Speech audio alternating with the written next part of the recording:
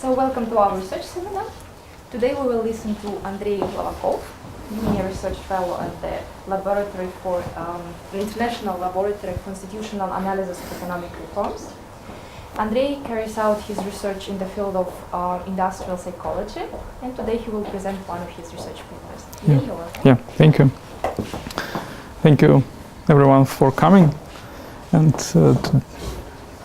I'm glad to see you. And today I will present you my research, Antecedents and Organizational Commitment among Russian University Teachers.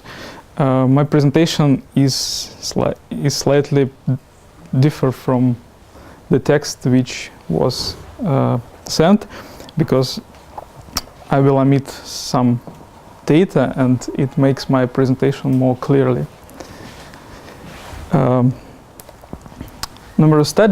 Numerous studies have shown that there is a specific psychological bond between the employees and the organization which we belong. And this psychological bond may be expressed by organizational commitment, and the concept of organizational commitment is very widespread in organizational behavior and management literature. And in general, organizational commitment is psychological attitudes, refers to employees' desire to stay in organization, to be a good worker, and to make maximum effort in the interest of the organization. But this psychological bond or organizational commitment may have different bases.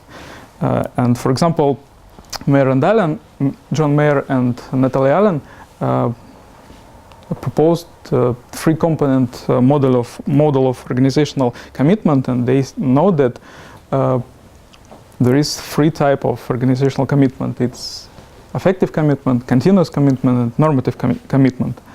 Affective commitment refers to the employee's emotional attachment to, identification with, and involvement in organization.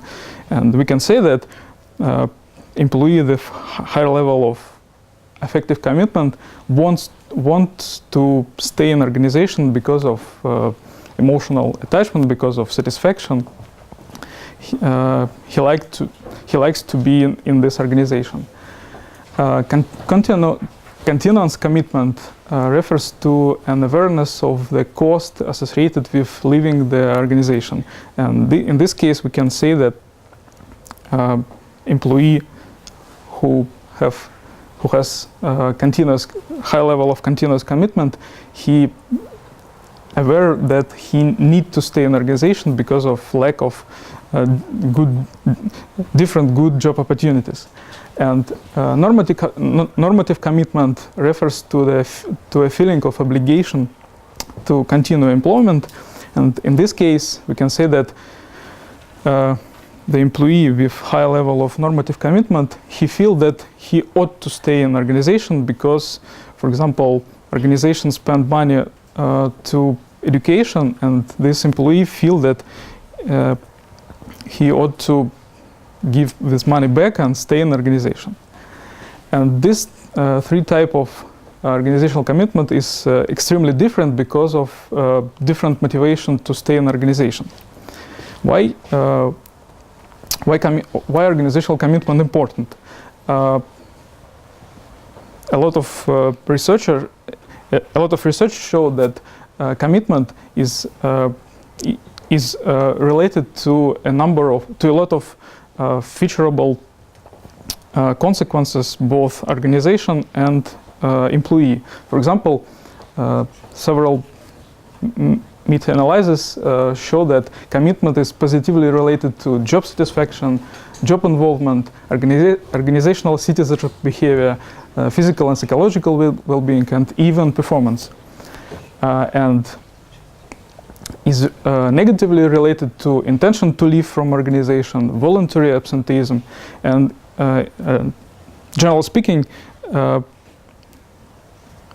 employee with high level of organizational commitment is a good soldier for organization.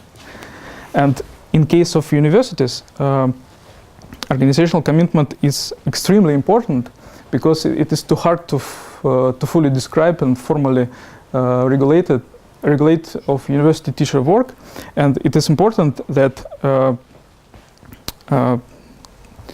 they are ready to work more than they have to work, more than formally specified in their contracts. For example, sometimes we need work on weekends, sometimes we need to conduct conferences or academic Olympics and so on. And research shows that organizational commitment is one of the major predictors such external behavior. And in this case, it is important to answer the question, what can predict commitment? And from organizational behavioral literature, we know that organizational commitment is predicted by organizational justice. It's maybe distributional justice. It's maybe different types of justice. Organizational commitment is predicted by organizational support, specific of leadership, role ambiguity, and role conflict.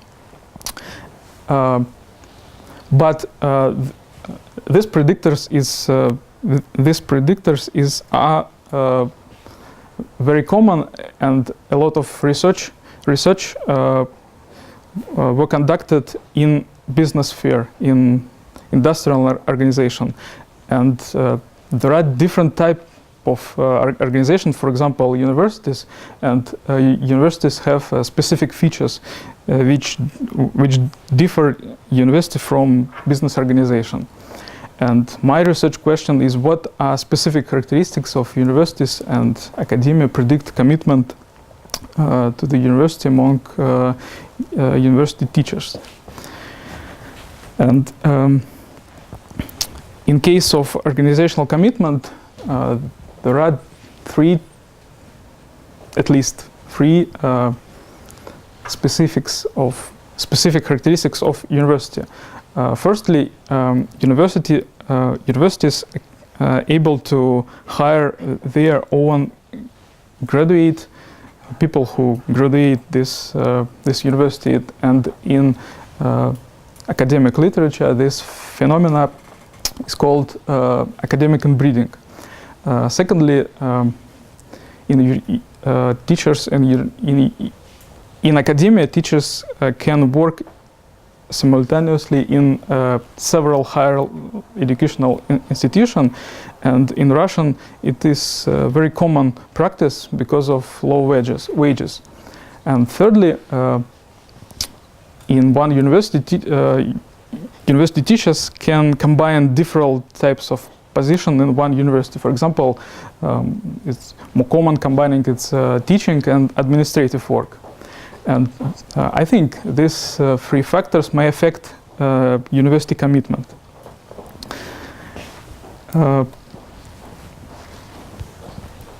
In case of academic inbreeding, we can divide all teachers into two groups. It's insiders and outsiders. Insiders is teachers who work in the same university which they graduated, and outsiders are teachers who work in the different university. And from literature and from common sense, we can expect that insiders have not experience at another university, and they have longer history in the relationship with the university, and sometimes and very often this history of relationship is very emotive, very positive because of students' life, and I expect that this is the base for affective commitment, and I expect that being an insider is a positive predictor for the level of affective commitment. Also, insiders may perceive transition to another job as more costly because they don't have job experience in different university and in another university. And I expect that this is a base for continuous commitment to the university.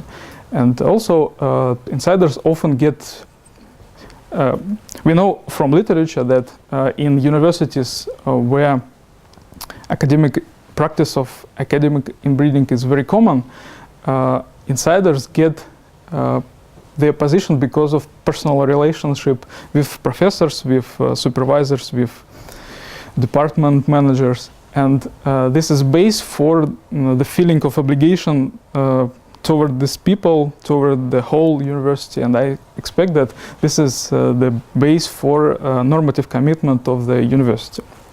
And this is these are thirst-free hypotheses. In case of work in several institutions, we can again divide people into two groups: people who work in several institutions or universities, and people who work in only one institution or university. And if you work in several institutions, it leads to awareness of belonging to each of them. You know that you are part of one university, you are part of another university, and this belonging, this membership, affect your personal identity, and this identity is more complex. And when you aware that you are part of different groups, you feel your relationships with each groups is not so strong,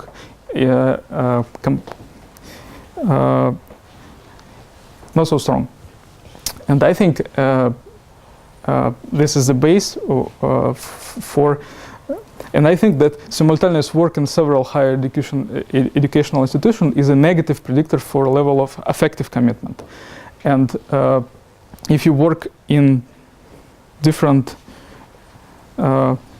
if you simultaneously work in different universities, you have a more complex job experience, and it may be basis for decreasing perceived transitional cost. And I expect that simultaneous work in several higher educational institutions is a negative predictor for continuous commitment too. And the last one, and last hypothesis is about the relationship between combining several positions and affective commitment. In this case, I think they can expect dual relationships.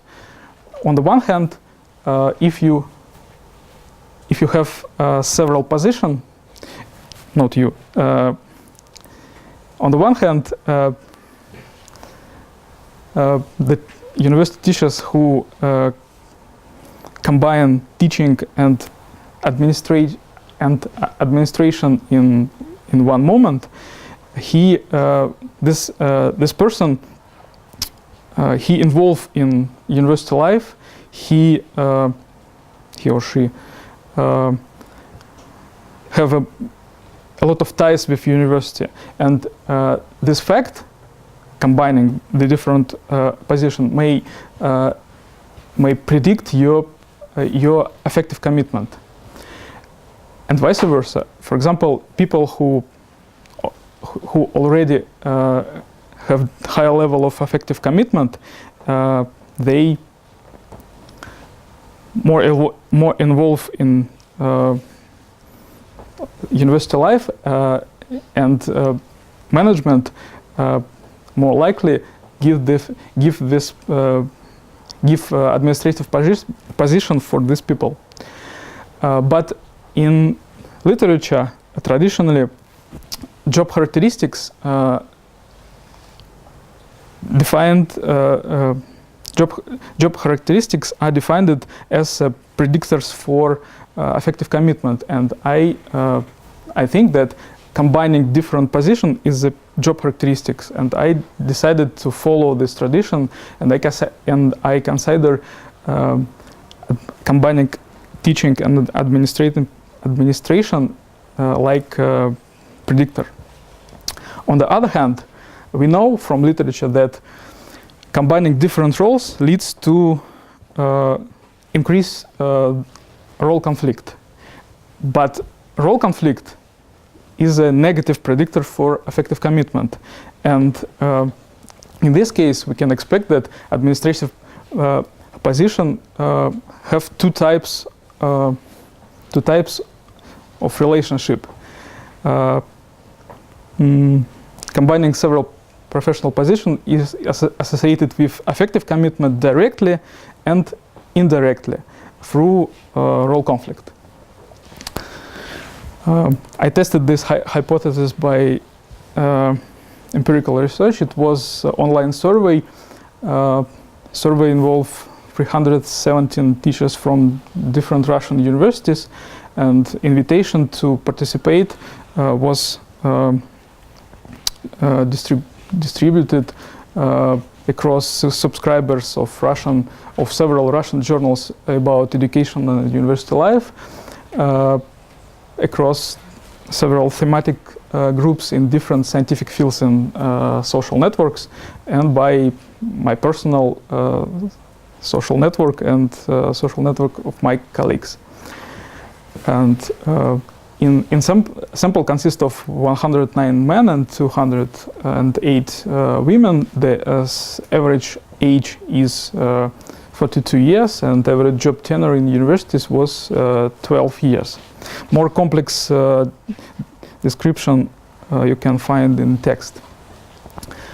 My variables which I interested, it's organizational commitment. It was measured by organizational commitment scale. I translated the scale from English into Russia. Insider and outsiders. As I said, insiders, people defined as insiders if he studied at the university where he working, and outsiders if he did study at the university where he working. Role conflict, it was a scale from general Nordic questionnaire for psychological and social factors at work, because I choose this scale because it's very short, and the scale have higher face validity. And job satisfaction, it's measured by the brief index of affective job satisfaction. And I calculated three regression models. It was OLS, one for each type of commitment. And predictors of interest was 4 predictors. It was insider outsider, administration position yes or no, additional work at another university yes or no, and role conflict. And for controls, I included in models several variables which associated to different types of commitment. It was job satisfaction, role clarity, it was sex or gender, age, university location, and tenure in the university. And results show that firstly, being an insider is a significant predictor for affective commitment, and only for affective commitment. In case of continuous commitment, in case of normative commitment, we have not significance. And my hypothesis 1 was confirmed, and hypothesis 2 and 3 were not confirmed. Second, additional work at another university is not the significant predictors nor for affective commitment nor for continuous commitment. and our hypothesis 4 and hypothesis 5 were not confirmed. And in case of additional administrative position, yes, we have a significant relationship. If having additional administrative position is a positive predictor for affective commitment. And in case of role conflict, we have opposite effect. But this type of analysis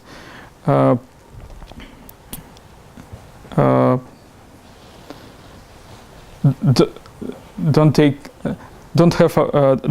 me opportunity to check hypothesis about direct and indirect effect, and for testing this hypothesis I use the structural equation modeling method, and this result of this analysis showed yes, the administrative position have two type of effect on affective commitment. First of all, administrative position have direct effect on affective commitment. It was highly significant, and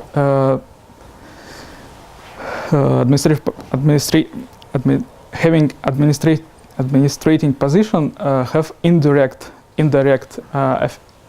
effect on affective commitment through role conflict. You can find the same results on the figure. Maybe it is more clearly. Yes, we can see that administrative position have a direct effect on affective commitment, and indirect and indirect effect. Direct effect is a positive, and indirect effect is a negative. But positive effect is more stronger, and we can say that this effect decrease the relationship between administrative position and affective commitment. Based on analysis, I can make two main conclusions. First of all, being an insider predict the affective commitment and don't predict the continuous commitment, and this means that graduation is the basis for an emotional attachment of this university, and insiders desire to stay in one university maybe based on the emotional ties, emotional feeling, but not on the fear about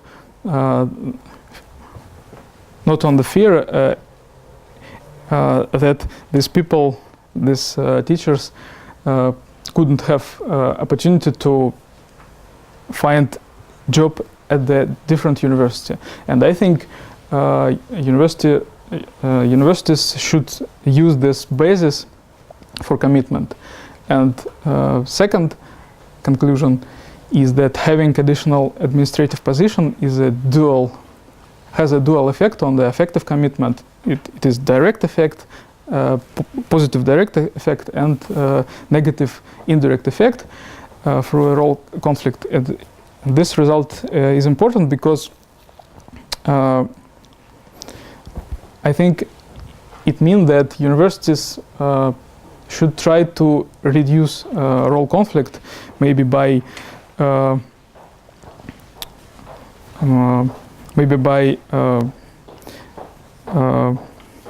reduce misconception and miscommunication between different roles, by clarifying the responsibility of different types of roles, and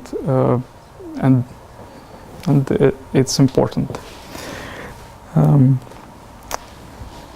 Yeah, I finished, and if you have a question or comments, you're welcome. So thank you. Very much. Any comments, questions? Yeah. So, can we say whether it's bad or good to finish the same university and work on the same university? Because in your results, you found out that people that are inbreeds, yes, they have higher affective commitment, and whether these affective commitments are somehow also connected with, I don't know, their results or something else. So whether it's good or bad, or whether we can make samples implications about that. Unfortunately, I think that the theme of academic inbreeding is very controversial. We have on the one side we have results that show that inbreeding it's not so good practice, because insiders they have less publication, for example, but on the other side they feel more emotional ties toward the university, and I think my results don't answer on these questions. Inbreeding is good or bad, but maybe it's one of the point to the good side, positive side of this practice. Maybe it's not so terrible.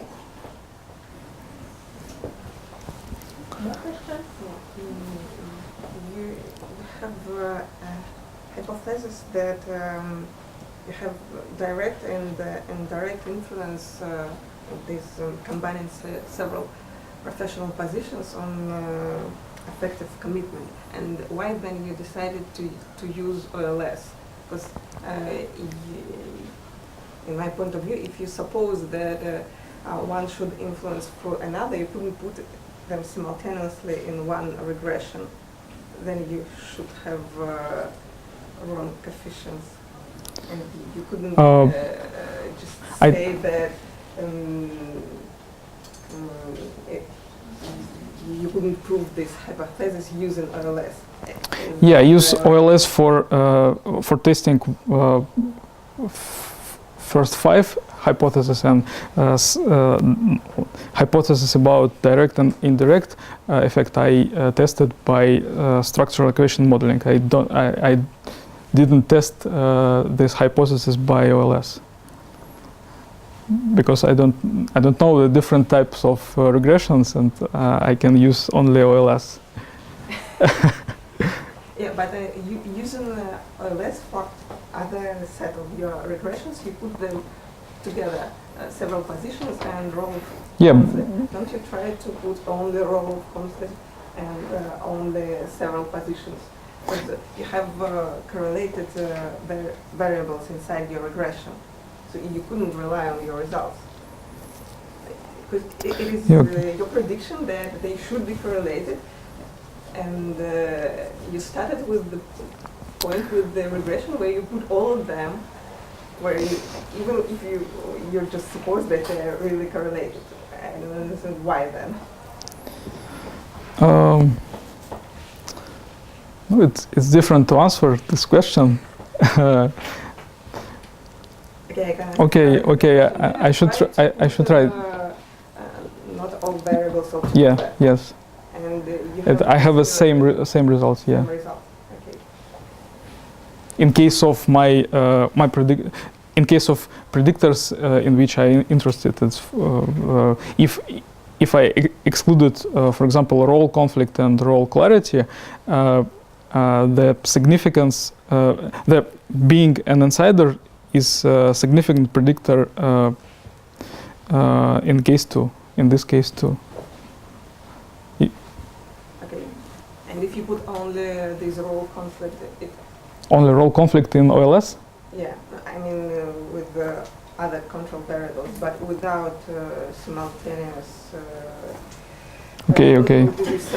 I I didn't try this these models, but I think I will try it. Okay. Any more questions? Thanks. I would like to ask you if you have any possible data available on the university development or the quality or something like that, because we have a commitment, and I would be wondering whether being committed as a person who was being graded is a positive signal for the institution. It's a good quality institution, or whether being exposed to some other institutions. I don't know if you have also people from abroad, like that are exposed to universities outside of Russia. So So I would like to ask if you have any possible data on sort of quality of the Yes, I have this data. tests. Yes, I know about each participants. I know from that university he comes. Yeah, so you And could possibly connect. I'm not talking about causality here. I'm just talking about like connect with those who are inbreeded to what sort of environment they belong and contribute to, versus those institutions where it's higher concentration of those with what outsider.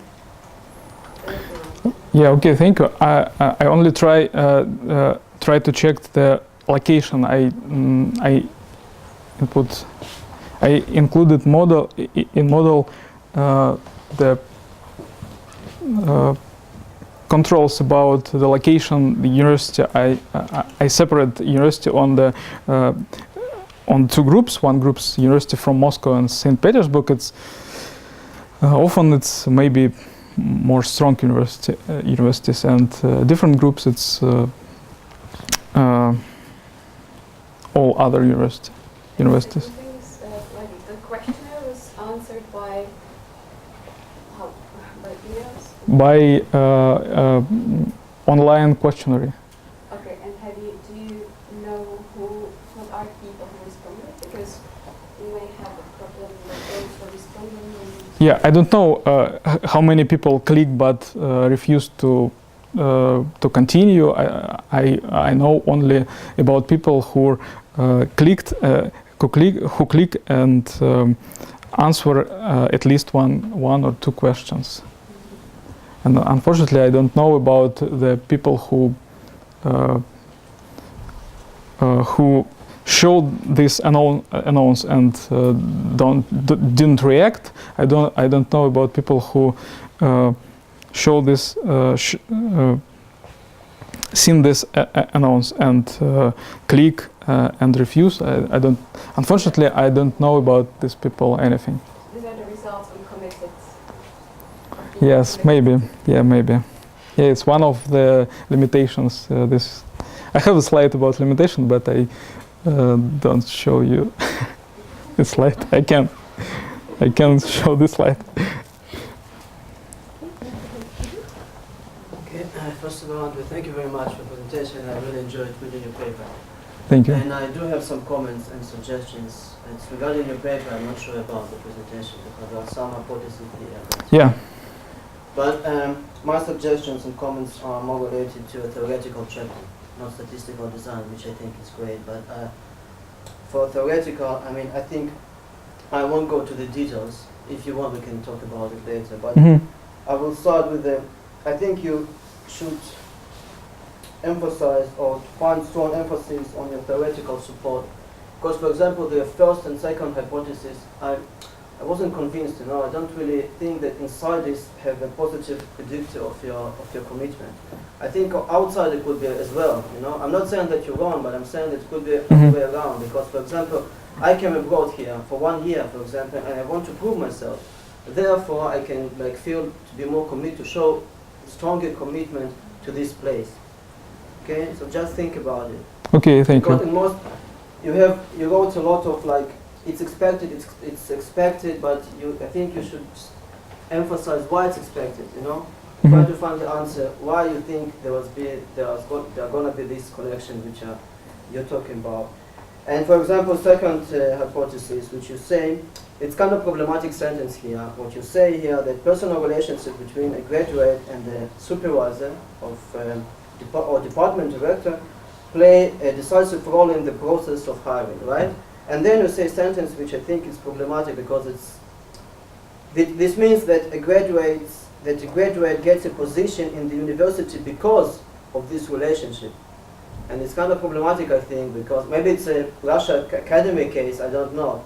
But if you say the thing and there are no reference here, and I think you can't say just that because of because of this relationship, you get promoted.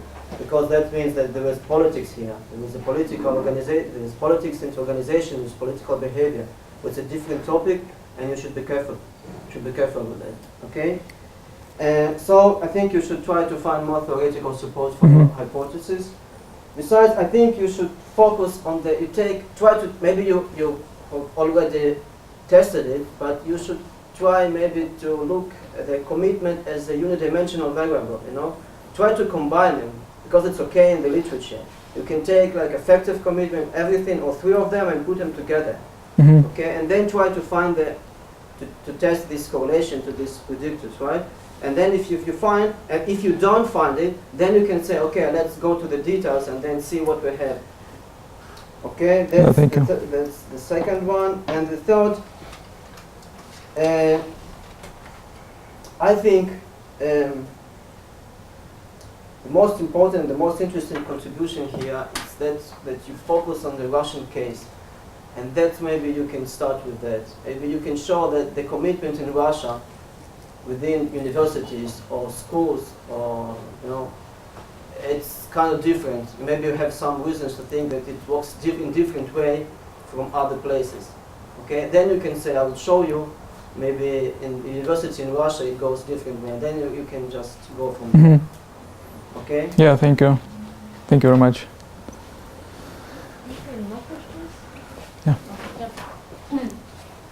Couple of questions, or probably more comments on questions. First, that's about their tenure in the university or position.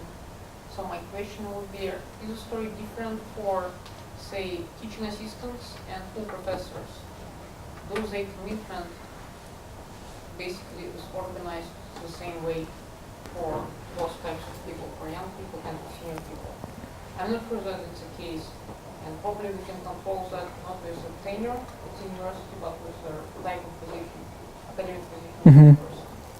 Because I think that young people and senior people, they value different things in the university, and that might affect commitment differently. My second question is about their administrative position. So when you look on how your commitment correlates with administrative position, we might do that assuming that people go into administration just exogenously. So they say, you and you're now chairs, or you're responsible for something. But it's not the case. Normally, senior administrator, they see people who are committed or potentially committed to the university. Probably yourself, you don't know that you're potentially committed, but people somehow see that you're potentially good leader in that, and they like promote you in administrative ways. Then you obviously see the correlation between commitment and administration work, but it's not because your work in administration creates commitment, but the other way around. I think that you just need some story behind your hypothesis, how you personally see that. That would justify why you formulate your hypothesis in this way, but not the other way around. Yeah, thank you. And I will try to check the point with the type of position, because I have this data, and I will try it. Yeah, thank you. I have a question. Thank you for your presentation very much. And I have a question about the fact that job satisfaction, what it means and how you measure it. Job satisfaction is just your evaluation, that fact that you work in this place, and any kind of characteristics of this place. There are two measurement strategy for job satisfaction. One said that job satisfaction should measured by the evaluation of different types of job characteristics. For example, people asked, how do you evaluate your job? How you evaluate your supervisor? How you evaluate how you satisfied your colleagues, and so on. And the different strategy said that if you asked the employee, how do you feel about your work? How do you satisfy your work? And for example, take him scale from 1 to 7, and this person said, okay, 6. And when he make this choice, he analyzed all these job characteristics, and I used this second type of measurement. It was the scale from four items, like I happy about my job, I satisfy my job, and so on. It's the specific of this scale is that it's specify these items for affective feeling, because the problems of some scales, the problems of some job satisfaction scales is that they define job satisfaction as affective construct, but when they try to measure job satisfaction, they measure not only affective component, but cognitive, for example. And this scales, it's I think it's good scales, and I choose this scale. But what about outsiders? I mean, that you ask them about job satisfaction, which job you mean? The first one, the second one, and it's the same problem with the different roles for the teacher. Which role you mean when you ask them? Do you satisfy? With which role? With teaching role, with research role, with administration role, with a role and the position in this university or in another, or is it's like a complex and very common question? I didn't ask people about job characteristics. I asked about whole job. How do you satisfy your job? And no difference. No difference. Outsiders inside. No. And I also have the second question about administrative position. Why you choose just this position as an additional role, not other roles which you mentioned when you described your research proposal? You said about research role and other roles, which teacher also. Yep. There are 3 main roles in university. It's teaching, it's administrative roles, and scientific research roles. And we discussed with colleagues that scientific roles, or scientific position is not so diagnostic characteristics, because a lot of universities have the nominal labs, and this and some teachers they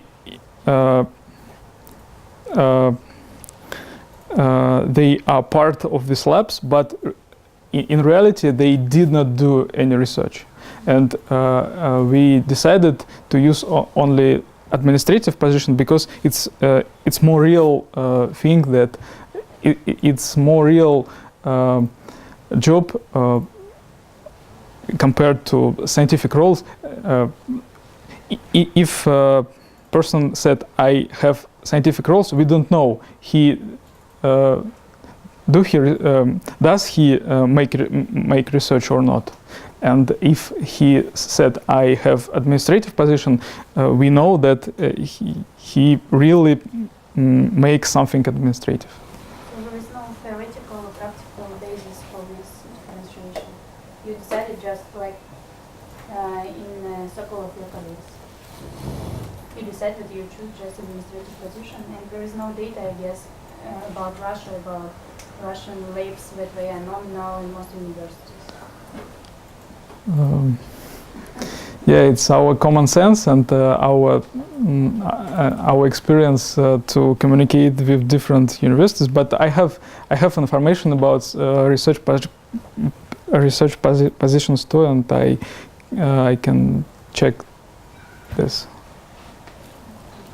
Just a correlated comment about the research position. You can try to look through. You have not done much people whether they get already some publications or not. If they publications you can There are say different that types of publication in Russia, yeah, not only about research. it is quite the same about administrative position. You have great variation in administration positions about workload and real role. So you can say that you have administrative position, and you can, when you have, for example, you're head of cathedral, what we say, and you have the free persons, and you never met them, and you really do nothing for this cathedral, but you have administrative position. So it's quite the same logic like research. And yes, we have different quality, research quality, but if you publish something, then you arrange some effort to do this. It could be not really high quality, but regarding your topic, it shouldn't matter. You're just exploring whether you, as I understand, distribute effort between several types of activities, and whether it is comfort for you or not comfort. Because I have one more point, and you have different information inside your paper and here, because in the paper you just said that you're going to look on different types of additional work, and here you just say that you're looking only at university. It works in different universities.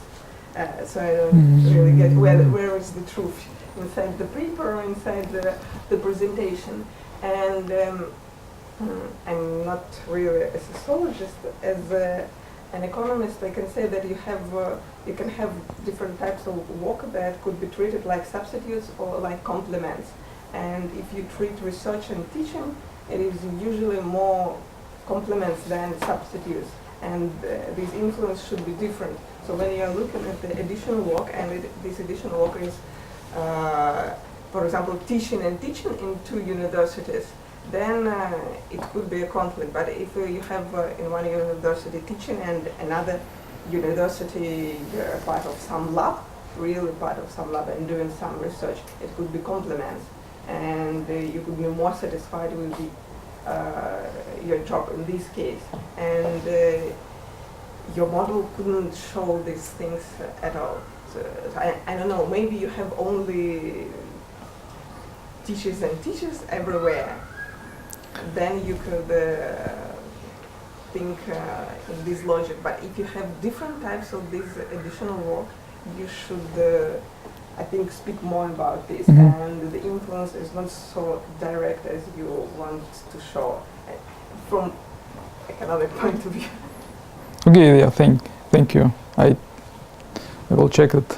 I think true is in presentation, but maybe. Yeah. Two very short questions. First of all, could you give more information about how organization commitment was calculated? Because I'm a bit confused that role conflict should lead to lower level of organizational commitment. Because, as for me, if a person has a conflict somewhere, then he should be emotionally attached to a problem or to some people, and then maybe this emotional attachment should be high. But maybe I just don't get the idea of this. Role conflict is not conflict with different people. It's conflict between different responsibilities or different demands of your different positions. For example, when Maria Markovna acts as a teacher, he maybe try to maximize the monetary rewards for publication. But when she acts as administrator, she tried to minimize university cost and make the rule more stronger, and this is conflict, not conflict between people.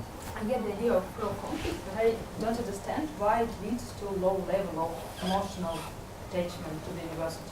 Because, okay, Martin or some other professor, they have role conflict, and maybe they incur something like they carry out something like some costs or something like this in solving this conflict, and that creates emotional attachment to the university. So they have a problem, they try to solve it, and then they are more attached than other people who have just their research positions.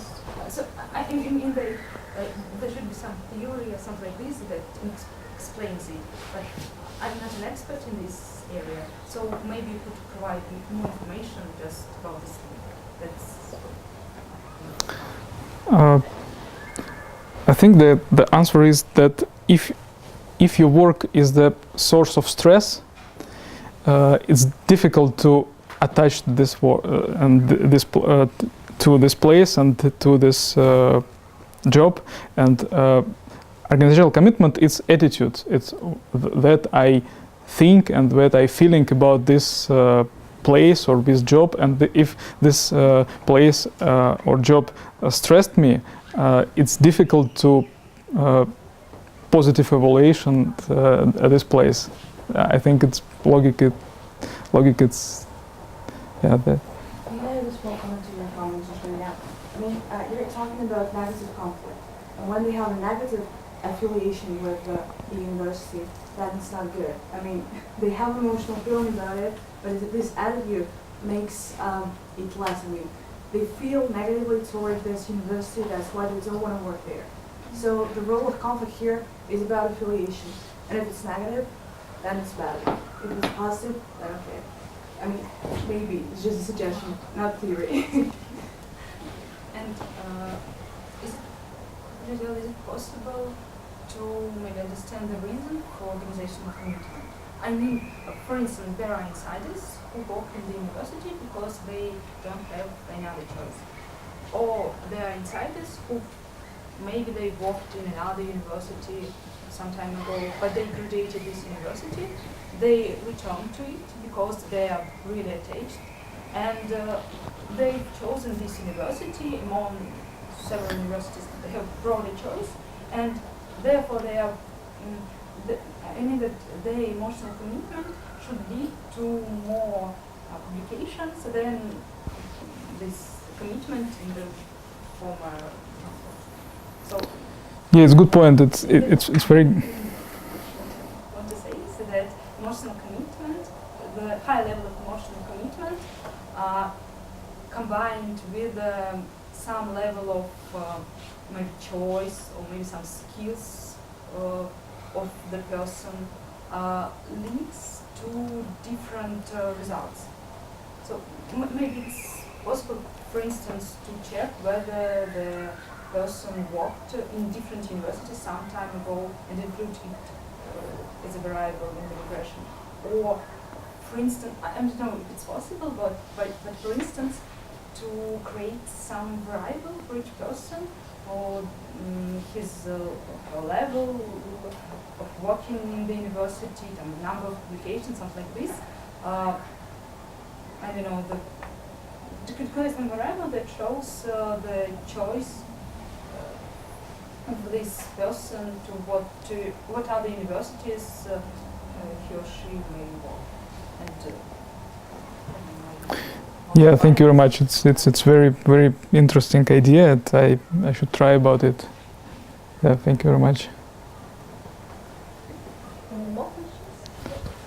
You told that there are a lot of different types of commitments, and you didn't tell whether they can overlap with each other, because, for example, they can, I don't know, feel different levels of commitment to their university, and maybe you can distinguish different types of commitment. For example, persons with high commitments and persons with high commitment to the, for example, I don't know, with affective commitment very high, and maybe you can distinguish several clusters, and they can have meaningful interpretation. Maybe. Yeah, it's a good idea because last year John Mayer published the new articles where he told about the profile of people based on combination of different types of commitment, but I didn't read this article already. Yeah, thank you.